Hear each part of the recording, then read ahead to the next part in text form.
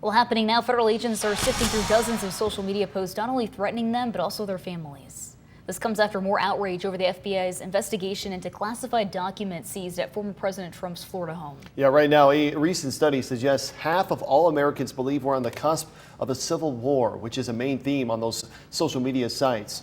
One local expert walked me through how Nebraskans are working to prevent violence and more division in our country. When you start to identify targets of your anti-government sentiment around specific types of people, then that gets me very concerned. In identifying people with those thoughts is what Dr. Gina Ligon and her team at the National Counterterrorism Innovation, Technology, and Education Center at UNO is trying to do. You're trying to understand the temperature of the crowd to see when conditions are ripe for an extremist to take action. And we are seeing that temperature get hotter. Dr. Ligon has seen the growing anger on social media, specifically toward federal agents and their families, following the recent raid of former President Donald Trump's Florida home. Some extremists even posting where agents live and where their kids go to school. Ligon says the brazenness of these threats is what's most alarming.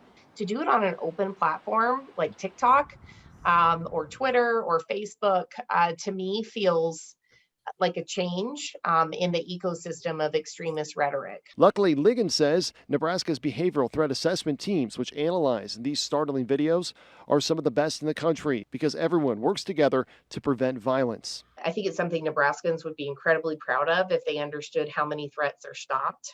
Still, Ligon's concern for national safety is rising. She says these threats are similar to what led up to the Oklahoma City bombing in 1995, which killed more than 150 people. There's a difference between being pro Second Amendment and being, I want to shoot a federal agent on sight. Like that is a very different mindset. And Ligon says there are ways you can help and keep not only federal agents, but yourself safe from tragedy. When you see some of those specific threats, take them seriously. Almost every mass shooter leaks their plans.